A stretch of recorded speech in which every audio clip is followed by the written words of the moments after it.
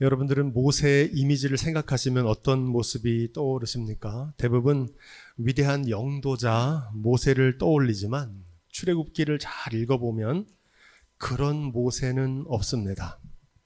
출애굽기가 이 모세의 부끄러운 민낯을 거듭 반복해서 강조하는 이유가 있습니다.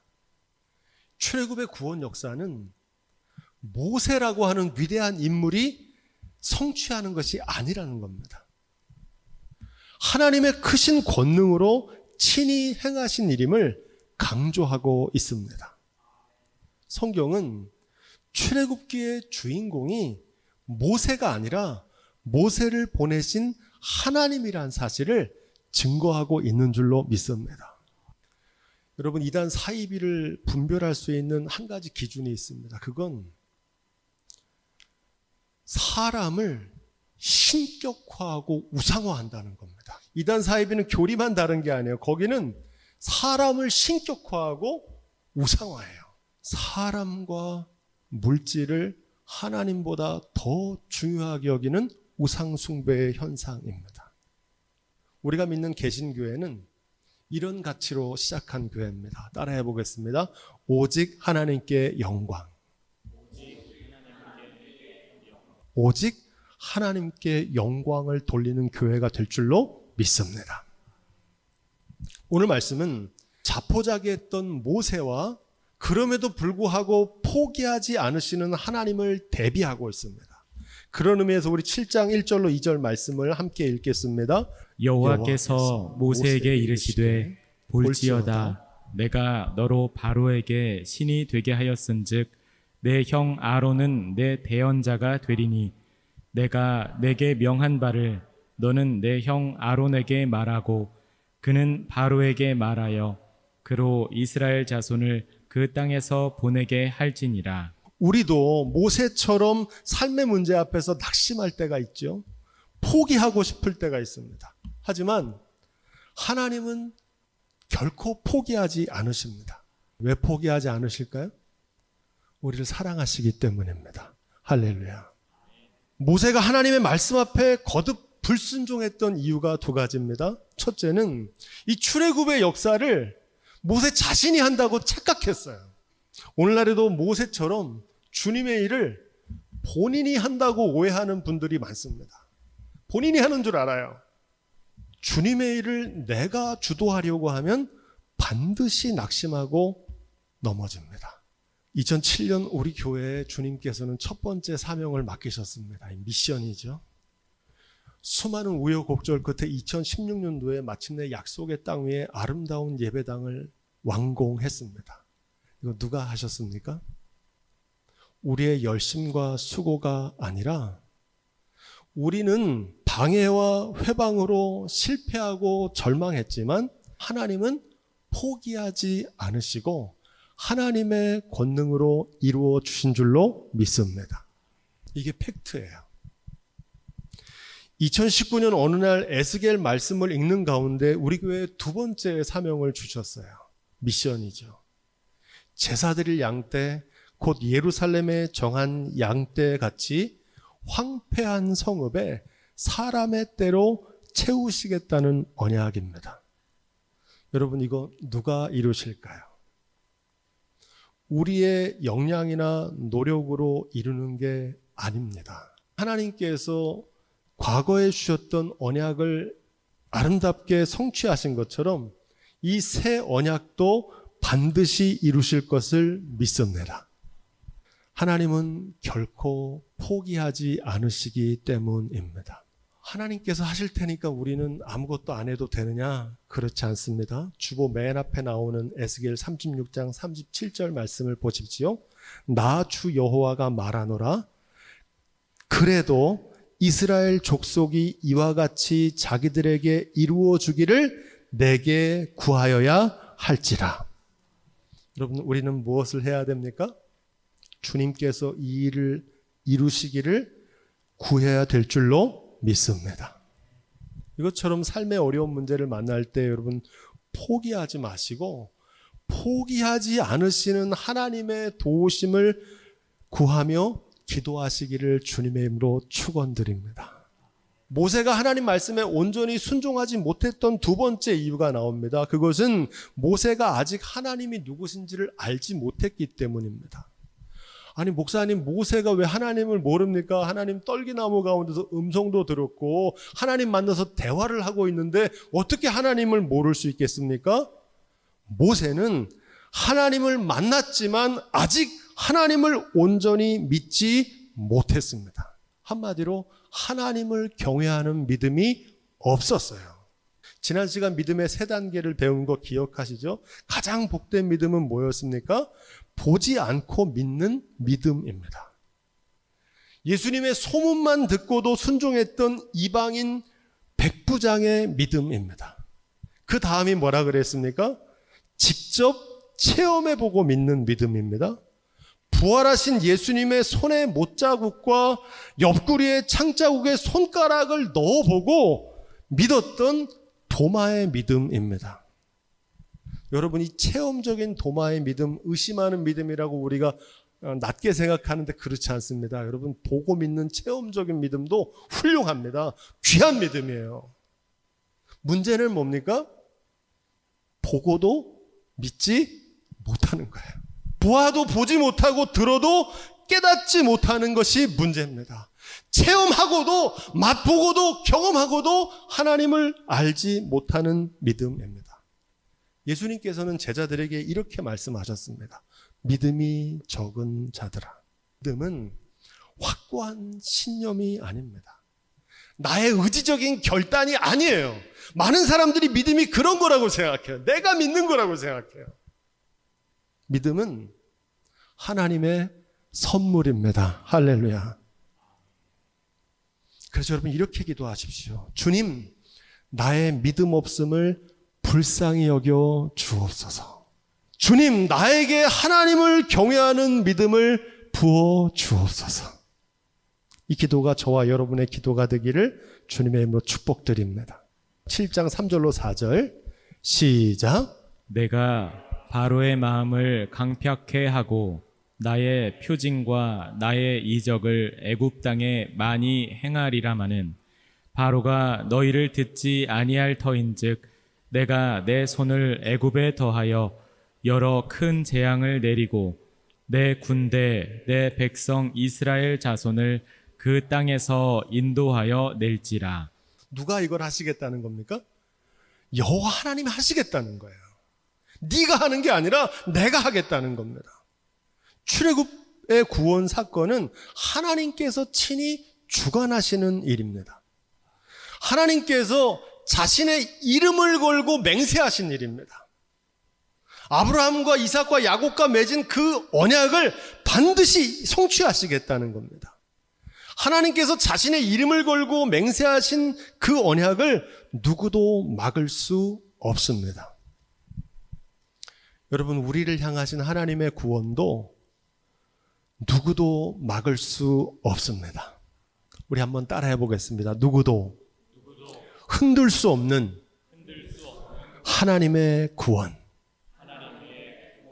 아멘. 하나님의 언약은 반드시 이루어집니다. 왜 그렇습니까?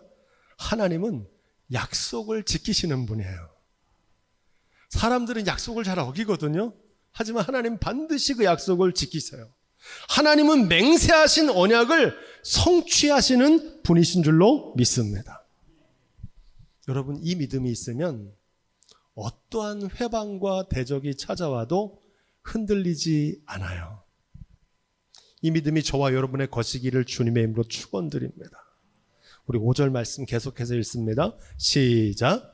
내가 내 손을 애굽 위에 펴서 이스라엘 자손을 그 땅에서 인도하여 낼 때에야 애굽 사람이 나를 여호와인 줄 알리라 하시매. 똑같은 말씀이 계속 반복돼요. 출애굽기의 핵심 구절이기 때문에 그렇습니다.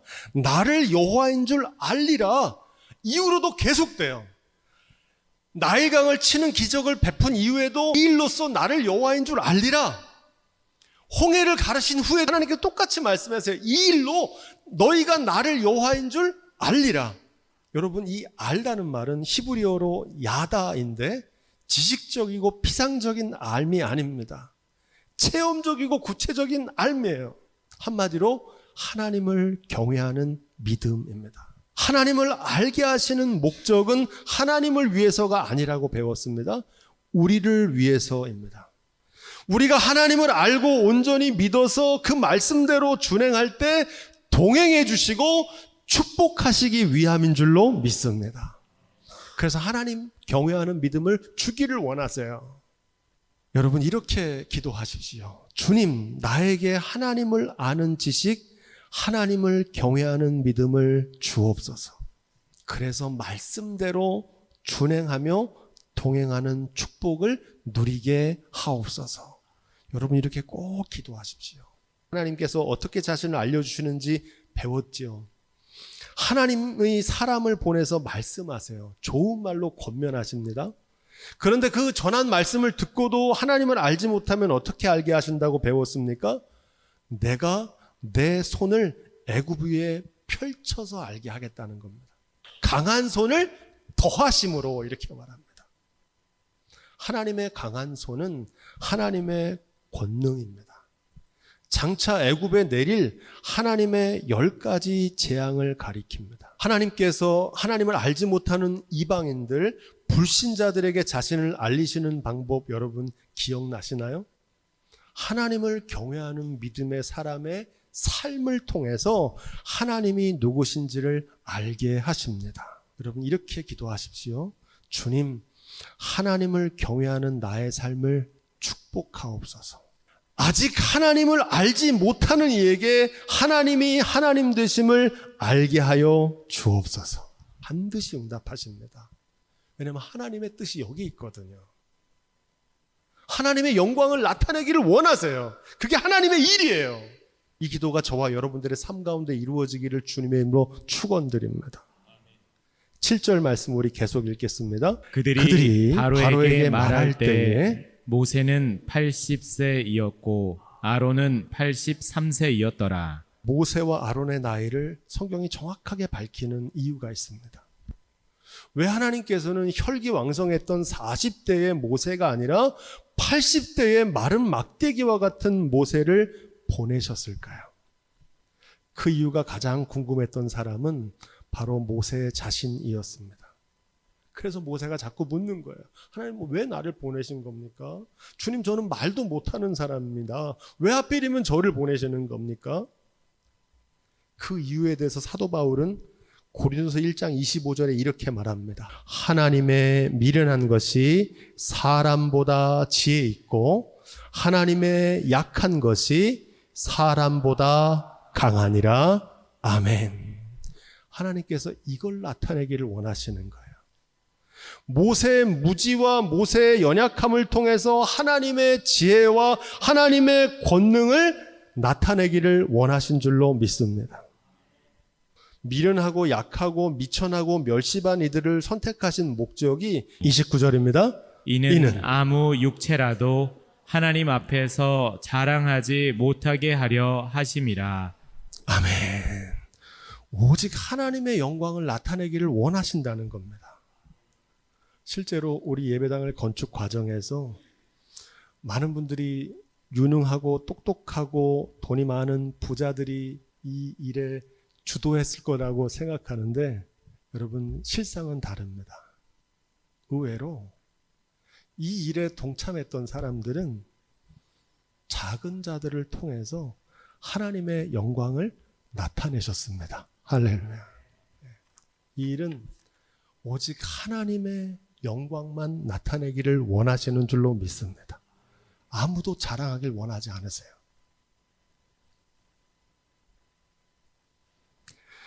하나님은 작은 자를 사용하십니다. 약한 자를 들어 쓰세요. 성경에는 이런 이야기들로 가득합니다. 우리 지우가 유치원 때 저녁마다 제가 성경의 인물들을 한 사람씩 소개하면서 이야기를 해줄 때 다윗과 골리앗을 제일 좋아했어요. 칼과 창으로 무장하고 나오는 거인 골리앗 앞에서 소년 다윗은 사울이 입혀줬던 갑옷과 투구를 벗어 던집니다. 오직 만군의 여호와의 이름으로 나아갔습니다. 물맷돌과 막대기를 가지고 골리앗을 물리치고 승리했습니다. 여러분, 갑옷과 투구가 그를 승리하게 한 게 아니에요. 하나님께서 그의 물맷돌과 함께 하심으로 승리하게 하신 줄로 믿습니다. 그 다음날 저녁에 오늘은 누구 얘기를 해주냐고 그래서 마리아 얘기를 해주겠다 그랬더니 우리 지우가 이렇게 얘기하더라고요. 아빠, 마리아 싸움 잘해요? 마리아는 비록 어린 소녀였지만 강철 같은 믿음의 딸이었습니다. 주의 종이오니 말씀대로 내게 이루어지이다. 오직 이 믿음으로 순종해서 하나님의 구원 드라마의 여주인공이 되었습니다. 여러분, 여기 아주 중요한 게 있습니다. 이 사실을 깨달으면 우리의 기도가 달라져요. 주님께 갑옷과 투구를 달라고 기도하지 않습니다. 나를 더 강하고 크게 해주시고 부자가 되게 해주시면 내가 주님의 일을 감당하겠다, 그런 헛된 기도 드리지 않습니다. 주님, 오직 만군의 여호와 하나님을 경외하는 믿음을 달라고 구합니다. 여러분, 이 믿음이 있으면 나아갑니다. 그 말씀대로 순종해요. 하나님 동행해 주세요. 주님께 부요와 성공, 명예와 권세를 구하기보다 온전한 믿음을 구하시기를 주님의 이름으로 축원드립니다. 6절 말씀 우리 계속해서 읽습니다. 6절입니다. 모세와 아론이 여호와께서 자기들에게 명하신 대로 곧 그대로 행하였더라. 아멘. 많은 사람들이 이 말씀을 읽을 때 그럼 연로한 분들을 주로 사용하시는구나, 하나님은 작은 자들만 사용하시는구나, 이렇게 오해할 수 있습니다. 여러분, 그렇지 않습니다. 모든 작은 자라고 다 하나님께 쓰임받는 게 아닙니다. 오직 하나님의 권능에 붙들린 자들을 사용하세요. 어떻게 하면 우리의 연약함이 주님의 크신 권능에 힘입을 수 있을까요? 오늘 6절이 바로 그 말씀입니다. 모세와 아론이 여호와께서 자기들에게 명하신 대로, 따라해 보겠습니다. 곧 그대로 행하였더라. 곧 그대로 행하였더라. 아멘. 여기에 비밀이 있습니다. 우리가 주님의 말씀대로 준행할 때 주님께서 우리와 동행해 주십니다. 여러분, 이것만 기억해도 정말 놀라운 축복의 비밀입니다. 한번 따라해 보겠습니다. 동행은 준행이다. 그 반대도 이루어집니다. 준행은 동행이다. 주님과 동행할 수 있는 유일한 길은 주님의 말씀대로 준행하는 겁니다. 주님이 나와 동행하심을 기대하기보다 내가 주님의 말씀대로 준행하고 있는지를 먼저 살펴보십시오. 주님이 나와 함께 동행하심은 내가 주님의 말씀대로 준행하는가에 달려있기 때문입니다. 여러분, 모세의 위대함은 그의 권능에 있는 게 아닙니다. 명하신 대로, 비록 연약한 믿음이었지만 명하신 대로 곧 그대로 행했던 순종입니다. 로마서 2장 13절은 이렇게 말합니다. 하나님 앞에서는 율법을 듣는 자가 의인이 아니요 오직 율법을 행하는 자라야 의롭다 하심을 얻으리니. 이 말씀이 저와 여러분들의 삶 가운데 이루어지기를 주님의 이름으로 축원드립니다. 준행과 동행에 관한 성경이 전하는 가장 분명한 말씀을 증거하며 오늘 설교를 마치려고 합니다. 여호수아 3장에 보면 여호수아가 요단강 도하하는 장면이 나옵니다. 그 말씀 14절에 보니까 이렇게 돼 있어요. 백성들이 요단을 건너려고 자기들의 장막을 떠날 때에 제사장들이 언약궤를 메고 백성 앞에 행하니라, 이렇게 말합니다. 여러분, 언약궤는 하나님의 임재의 상징, 말씀의 상징입니다. 제사장들이 언약궤를 메고 나갔던 이유가 무엇인지 8절에 나오는데, 너는 언약궤를 맨 제사장들에게 명하여 이르기를 너희가 요단 물가에 이르거든 요단에 들어서라 하라. 하나님께서 여호수아에게 말씀하신 대로 그대로 준행한 겁니다. 언약궤가 특별해서가 아닙니다. 하나님께서 여호수아에게 그대로 말씀하셨고 여호수아의 말대로 제사장들이 그대로 준행한 겁니다. 그들이 말씀한 대로 준행했던 이유가 9절로 10절에 나오는데 이렇게 돼 있어요. 여호수아가 이스라엘 자손에게 이르되 이리 와서 너희 하나님 여호와의 말씀을 들으라 하고 또 말하되 사시는 하나님이 너희 가운데 계시사 가나안 족속과 헷 족속과 히위 족속과 히브리 족속과 여부스 족속을 너희 앞에서 정령이 쫓아내실 줄을 따라해 보겠습니다. 이 일로 너희가 알리라. 아멘. 요단을 건너는 게 목적이 아니에요. 이 일로 알게 하시겠다는 겁니다. 하나님 경외하는 믿음 주시겠다는 거예요. 15절 말씀해 보니까 이렇게 되어 있어요. 요단이 몸에 거두는 시기에는 항상 언덕에 넘쳤더라. 여러분, 왜 하나님께서는 하필이면 요단강이 범람하는 시기에 그 요단강을 건너게 하셨을까요? 7절에 이렇게 기록됩니다. 여호와께서 여호수아에게 이르시되 내가 오늘부터 시작해서 너를 온 이스라엘의 목전에서 크게 하여 내가 모세와 함께 있었던 것 같이 너와 함께 있는 것을 따라해 보겠습니다. 그들로 알게 하리라.